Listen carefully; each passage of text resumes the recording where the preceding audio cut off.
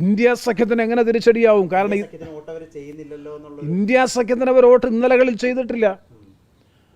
ശിരോമണി അകാലിദൾ ഒരു ഘട്ടത്തിൽ പോലും ഇന്ത്യ സഖ്യത്തെ പാർലമെന്റിനകത്തോ പാർലമെന്റിന് പുറത്തോ പിന്തുണച്ചിട്ടില്ല. ഒരു പ്രക്ഷോഭത്തിൽ പോലും നാളിതുവരെ പങ്കെടുത്തിട്ടില്ല.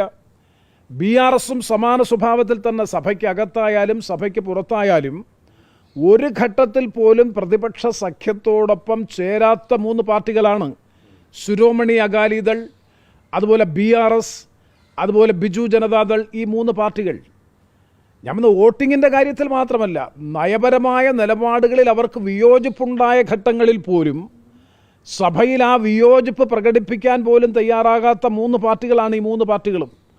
പൂർണ്ണമായും BJPക്ക് വിധേയപ്പെട്ടു നിന്ന 3 പാർട്ടികളാണ് BJD, ബിജു ജനതാദൾ, അതുപോലെ BRS, അതുപോലെ തന്നെ ശിരോമണി അകാലിദൾ.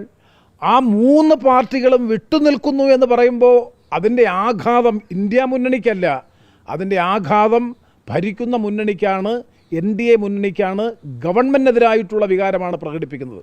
ഇന്നലെ വരെ ഇന്ത്യ സഖ്യം ഒറ്റക്കെട്ടായി നിന്നുവെങ്കിൽ ഇന്ത്യ സഖ്യത്തിന് പുറത്തുള്ള പാർട്ടികളും BJPക്കെതിരായിട്ടുള്ള നിലപാട് സ്വീകരിക്കാൻ, പ്രത്യക്ഷത്തിൽ നിലപാട് സ്വീകരിക്കാൻ മുന്നോട്ട് വന്നിരിക്കുന്നു എന്നുള്ളതാണ് ഏറ്റവും സ്വാഗതാർഹമായിട്ടുള്ള സംഗതി.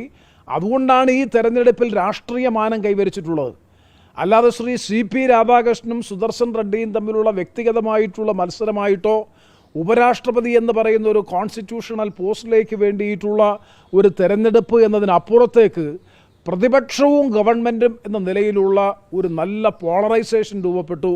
ആ പോളറൈസേഷനിൽ പ്രതിപക്ഷം ഇന്ത്യ മുന്നണി കൂടുതൽ ശക്തിപ്പെടുകയും ഗവൺമെൻറ്റിനെ ഇന്നലകളിൽ പിന്തുണച്ചിരുന്നവർ ആ പിന്തുണ പിൻവലിച്ചുകൊണ്ട് നിഷ്പക്ഷത പാലിക്കുകയും ചെയ്യുമ്പോൾ സ്വാഭാവികമായും അതിൽ നേട്ടം, രാഷ്ട്രീയമായ നേട്ടം കരഗതമാകാൻ പോകുന്നത് ഇന്ത്യ മുന്നണിക്കാണ്. ആസന്നമാകുന്ന ബീഹാർ സംസ്ഥാന നിയമസഭാ തെരഞ്ഞെടുപ്പിൽ ഇതിനകം തന്നെ രൂപപ്പെട്ടിട്ടുള്ള പ്രതിപക്ഷ ഐക്യം കൂടുതൽ ദൃഢീകരിക്കാൻ, കൂടുതൽ ശക്തിപ്പെടാൻ ആ തെരഞ്ഞെടുപ്പ്, ഈ തെരഞ്ഞെടുപ്പും തെരഞ്ഞെടുപ്പ് ഫലവും സഹായകരമായി തീരുമെന്ന കാര്യത്തിൽ ഒരു സംശയവും വേണ്ട. ഒരാശങ്കയുമില്ല എന്ന് മാത്രമല്ല, ആ കാര്യത്തെ സംബന്ധിച്ച് കൃത്യമായി KPCC വിശദീകരണം നൽകിയിട്ടുണ്ട്. അത് വീഴ്ച പറ്റി എന്നുള്ളത് കൃത്യമായി KPCC പ്രസിഡന്റ് തന്നെ സമ്മതിക്കുകയും വിതിൻ സെക്കൻഡ്സ് അത് പരിഹരിക്കുകയും ചെയ്തിട്ടുണ്ട്. അതൊന്നും ബീഹാർ സംസ്ഥാന നിയമസഭാ തെരഞ്ഞെടുപ്പിനെയൊന്നും ഒരു തരത്തിലും ബാധിക്കാൻ പോകുന്നില്ല. അത്തരത്തിലുള്ള വിവാദങ്ങളൊന്നും ഒരു പ്രശ്നമേ അല്ല. അവിടെ ഏറ്റവും കൊഹസീവായിട്ടുള്ള ഒരു രാഷ്ട്രീയ ഐക്യം അവിടെ നടന്ന രാഹുൽ ഗാന്ധിയുടെയും പിന്നെ തേജസ്വി യാദവിൻ്റെയും നേതൃത്വത്തിൽ നടന്ന വോട്ട് ചോരി യാത്ര, അല്ലെങ്കിൽ വോട്ട് അധികാർ യാത്ര, ആ യാത്ര ഉണ്ടാക്കിയിട്ടുള്ള ഇമ്പാക്റ്റാണ് ഇപ്പോൾ സത്യത്തിൽ NDA മുന്നണിക്കകത്ത് ആഭ്യന്തര കലാപത്തിന് തുടക്കം കുറിച്ചിട്ടുള്ളത്. ഈ മുന്നേറ്റത്തിൻ്റെ, ജനമുന്നേറ്റത്തിൻ്റെ കൂടി പ്രതിഫലനമാണ്. അതുകൊണ്ട് ബീഹാർ സംസ്ഥാന നിയമസഭാ തെരഞ്ഞെടുപ്പിൽ ഒരു വൻപിച്ച മുന്നേറ്റം ഇന്ത്യ മുന്നണി കൈവരിക്കുന്ന സാഹചര്യത്തിലേക്കാണ് കാര്യങ്ങൾ നീങ്ങുന്നത്.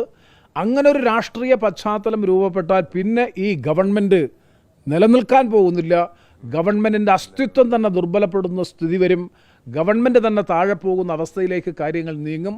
അതിൻ്റെ ഒരു ഏറ്റവും വലിയ പരീക്ഷണശാലയായിരിക്കും ദേശീയ രാഷ്ട്രീയത്തിൽ നിരവധി പരീക്ഷണങ്ങൾക്ക് നേതൃത്വം കൊടുത്തിട്ടുള്ള, വലിയ മാറ്റങ്ങൾക്ക്, ഇന്ത്യൻ രാഷ്ട്രീയ രംഗത്ത് വലിയ മാറ്റങ്ങൾക്ക് നേതൃത്വം കൊടുത്തിട്ടുള്ളൊരു സംസ്ഥാനമാണ് ബീഹാർ സംസ്ഥാനം. ആ ബീഹാർ സംസ്ഥാനത്ത് നടക്കുന്ന നിർണായകമായ ഈ തെരഞ്ഞെടുപ്പിൽ ഇന്ത്യ മുന്നണി ഒരു വലിയ മുന്നേറ്റം നടത്താൻ വേണ്ടി പോകുന്നു. ആ മുന്നേറ്റം രാജ്യത്ത് അധികാരത്തിലിരിക്കുന്ന ഗവൺമെൻറ്റിൻ്റെ തകർച്ചയിലേക്ക്, അല്ലെങ്കിൽ ആ ഗവൺമെൻറ് താഴെ വീഴുന്ന അവസ്ഥയിലേക്കാണ് കാര്യങ്ങൾ നീങ്ങുന്നത്. അതിനെല്ലാം പ്രചോദനമാകുന്ന നിലയിലുള്ള ഒരു തെരഞ്ഞെടുപ്പ് ഫലമായിരിക്കും ഉപരാഷ്ട്രപതി പദവിയിലേക്ക് ഇന്ന് നടക്കാൻ പോകുന്ന തെരഞ്ഞെടുപ്പും അതിൻ്റെ അനന്തരഫലവും.